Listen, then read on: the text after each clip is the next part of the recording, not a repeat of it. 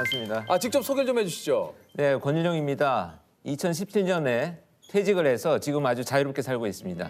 아, 소개를 뭐 굉장히 또 지금은 깔끔하게. 굉장히 자유롭다라는 걸로 좀.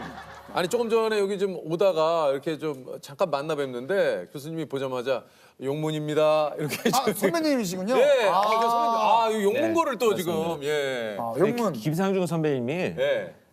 그 아래서 이제 자주 하잖아요. 아, 김상중 형님도 저 용문이시죠. 네. 예. 저 1년 선배인데 예. 예. 자기가 내가 선배인 줄 알고 굉장히 깜찍하게 아니 굉장히 따뜻하게 되게 따뜻하게 하셨어요. 아니 이제 우리나라에 프로파일러가 도입된 지가 한 20년 정도 됐나요? 언제 이게 네. 좀 예. 한국 경찰에 이제 그 공식적으로 직제가 생긴 것이 2000년 2월 9일입니다.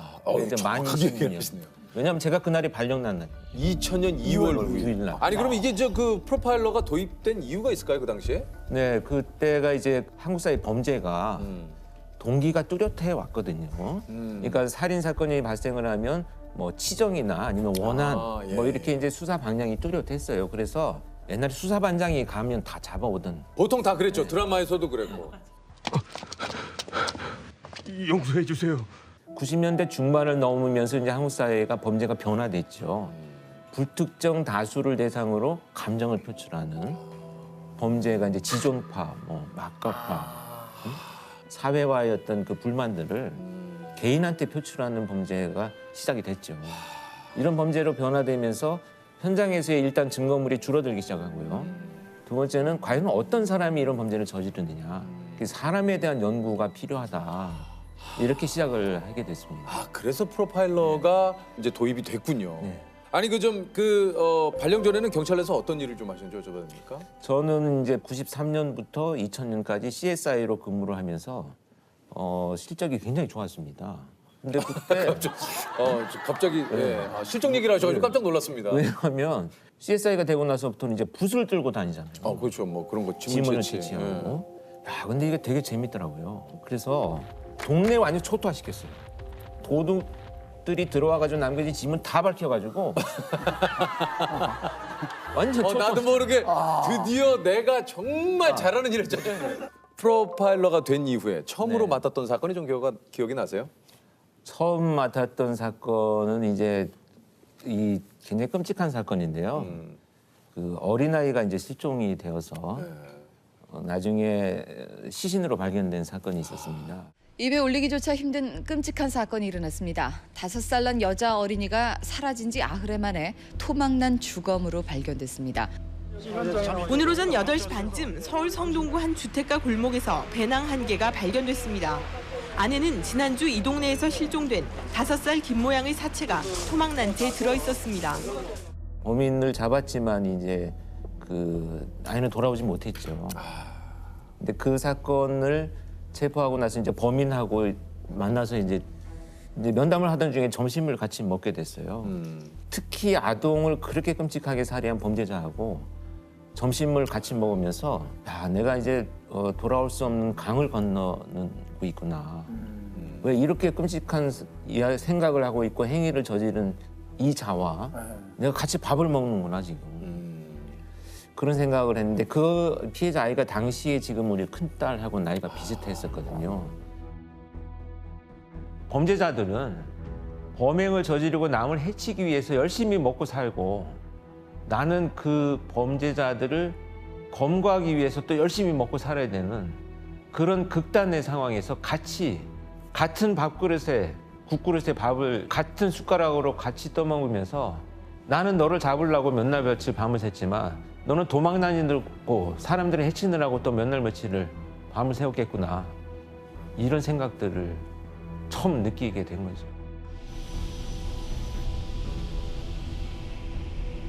이게 좀 프로파일러 시절에 이렇게 면담한 분이 한 몇 분 정도나 됩니까? 제가 퇴직할 때 공식적으로는 960명이 정도 되니까 한 1000명. 한 1000명 정도 되네요. 예. 이게 좀 1000명의 범죄자들 중에 좀 잊지 못할 범죄도 좀 많이 있으실 것 같아요. 전부 잊지 못하죠. 특히 프로파일러 투입되는 범죄들은 굉장히 잔혹 범죄나 또 이상 범죄, 연쇄 범죄 이런 유형들이기 때문에 그런 건 있어요. 사실 범죄자는 가끔 보면 얼굴이 기억 안 날 때가 있어요. 10년 전, 뭐 15년 전 이러면 잘 안 떠오르는 경우들이 있는데 그 사건 그러면 그 사건의 피해자의 모습은 정말 선명하게 떠올라요. 지금도. 그 장면들이 어디 속에 있는 것 같아요. 머릿속에. 그래서 기차를 타고 제가 부산까지 가다가 보면 아 대전 여기 그때 무슨 사건이 있었지. 아 여기 그때 무슨 사건 때문에 내가 왔었지. 그러니까 모든 장소들이 사건의 기억으로 연결이 되어 있어요. 아, 모든 장소들이 사건의 기억으로. 네, 연결이 되어 있어요. 그 중에서도 뭐 좀 우리가 알만한 사람이라든가 좀 기억에 남는 사건이. 기억에 남는 사건은 이제 가장 잔혹했던 것이 이제 그 2004년 1월부터 발생한 정남규 연쇄살인 사건이었습니다. 아, 그 이수정 교수님도 그 얘기를 네, 했어요. 좀 이상하다 이런 생각을 해본 사건은 이제 정남규라는 연쇄살인범이 있었는데 지난 2004년부터 2006년까지 서울 서남부 지역을 공포에 떨게 했던 묻지마 살인 사건.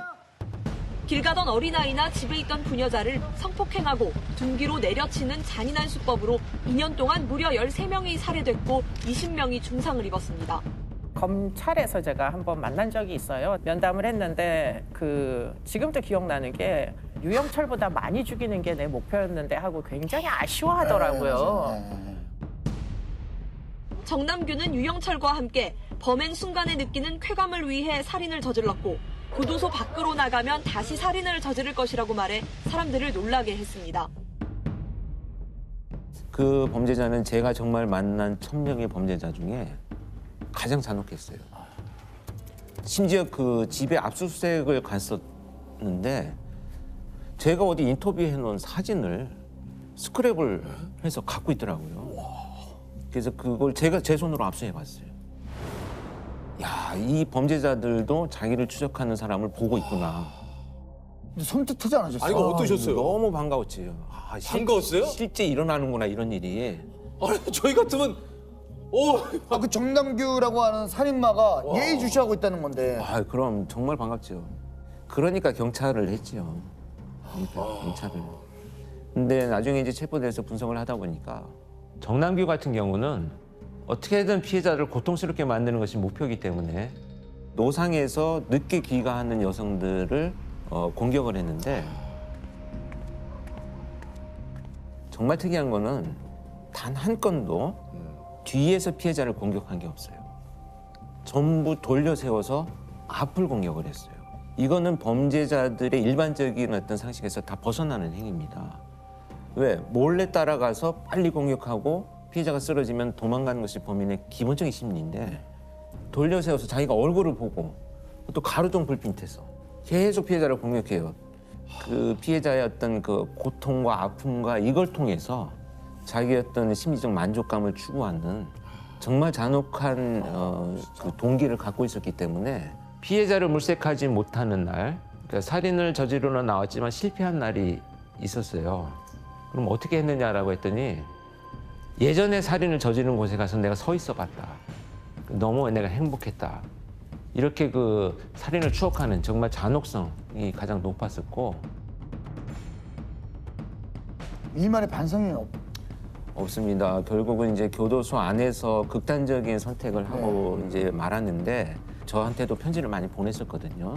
그 편지를 보면 내가 이렇게 잡혀와가지고 더 이상 사람들을 살해하지 못하니 너무 답답하다. 그러니 사형 집행을 하든지 아니면 나를 좀 내보내달라. 사람을 죽이고 싶어서 나 견디지 못하겠다. 이런 편지를 계속 보냈었어요. 그래서 이제 결국은 자기가 선택을 했는데 저는 그게 극단적 선택을 한 게 아니고 자기가 결국은 자신을 살해한 살인의 마지막이다. 이렇게 생각을 합니다. 스스로가. 스스로. 살인의 끝은 결국 자기였다. 이렇게 생각을 합니다. 아, 참 좀. 네. 참. 아니 정남규와의 면담을 통해서 미제 사건을 또 해결하신 게 있다고. 아, 네. 사건이 이제 발생하기 2004년에 발생하기 훨씬 전에 초등학교 이제 5학년, 6학년 학생들이 산에서 사망한 채 발견된 사건이 있었습니다. 미제 사건으로 남아 있었던 거고요. 근데 저는 그 수법이 굉장히 특이했습니다. 그 아이들을 제압한 수법이 그래서 제가 왜 이런 방법으로 피해자들을 공격을 했는지를 이해하기 위해서 쓰던 컴퓨터 바탕화면에 시신 장면을 올려놓고 한 6개월을 매일 봤어요. 매일. 밤에도 보고 낮에도 보고 아침에도 보고 매일 봤어요. 매일. 이 정남규와 면담을 하면서 어릴 때 어떤 일이 있었냐 했더니 자기가 어떤 그 범죄의 피해를 입었다라고 주장을 하는데 어떤 방식으로 피해를 입었느냐라고 했더니 그 방식대로 피해를 당했다는 거예요. 그 바탕화면에 있던 그 장면이 갑자기 떠오르면서 야, 이 사건의 범인이 얘구나. 그래서 나는 너라고 생각한다. 그랬더니 어떻게 얘기를 했냐면 야, 그거는 정말 그 모를 줄 알았는데 그것을 어떻게 알았냐. 그래서 제가 수백 번, 수천 번을 봤다. 너의 수법을. 그러니 내가 너를 모를 수 있겠느냐. 범죄자와 면담을 하다 보면은 지금 얘기를 들으면서도 너무 화가 나거든요. 이게 아마 그렇죠. 이 화 정도가 아니라 진짜 분노가 치밀어 오르는데 이거를 어떻게 이걸 네, 억누르고 이 격한 진짜. 감정을 이게 다스리십니까? 그거는 이제 목표가 있기 때문에 그렇죠. 그냥 이게 앞에 있으면 그냥 막 한 대 치고 그럼요. 싶은데요. 그냥 막. 예, 는 그냥. 그 감정은 억누를 수 없죠. 억누를 수가 없을 것 같은데요. 특히 이제 네. 그 행위들을 보고 나면 계속 그게 떠오르죠. 네.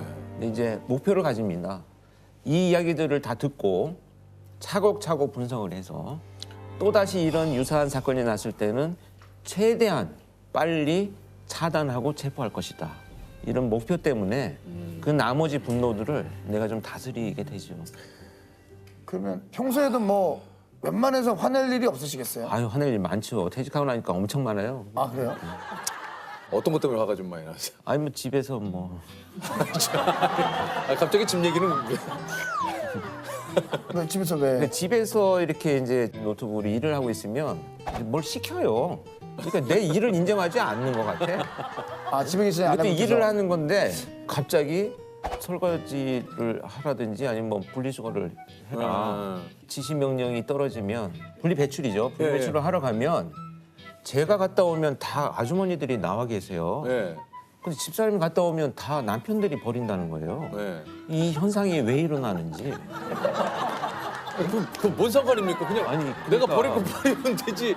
뭐 나랑 같이 버리는 분들이 꼭 아니 집사람이 이제 갔다 와서 네. 왜 다른 사람들은 다 남편이 보내주는데 내가 나갈 땐 남편들 네, 없던데. 없어요. 예. 그래서 제가 일단 잠복을 해봤죠. 아, 이게 어떻게 된 것이냐? 거기 서서 아니 잠복을 왜 해봐요? 아니 한 3시간 서서 이 현상이 왜 벌어지나. 왜 그런 현상이 사실 벌어지나요? 시간대가 다르더라고요. 아. 이 남자들이 나오는 시간대는 휴일에 뭐 담배를 피러 나오거나 네. 뭐 이럴 때에 남편들이 많이 나와요. 많이 출몰하는 시간대고. 야 그것 때문에 잠복을 하셨어요?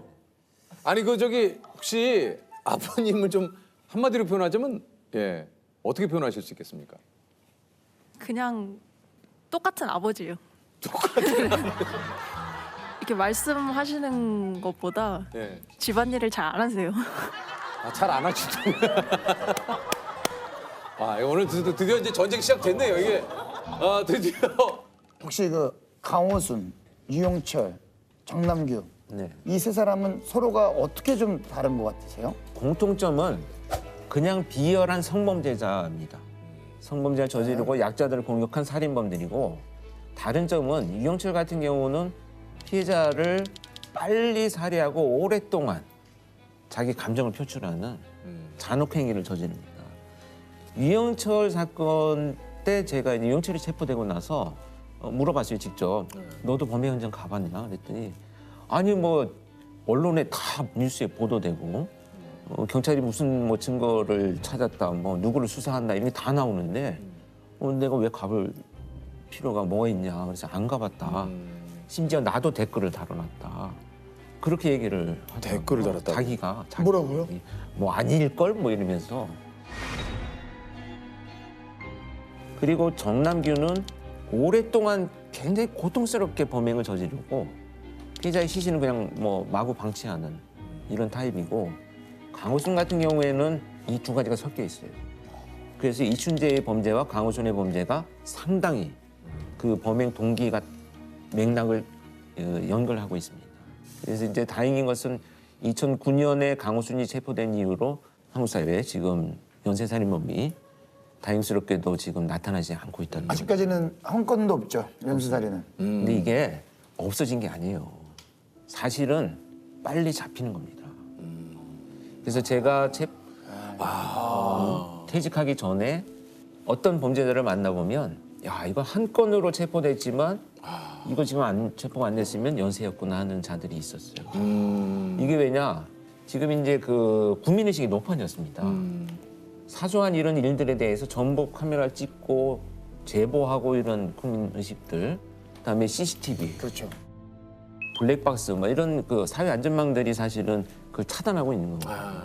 그래서 빨리 체포가 되는데 조금 우려되는 것은 그러다 보니 형량이 그렇게 또 길지를 않아요.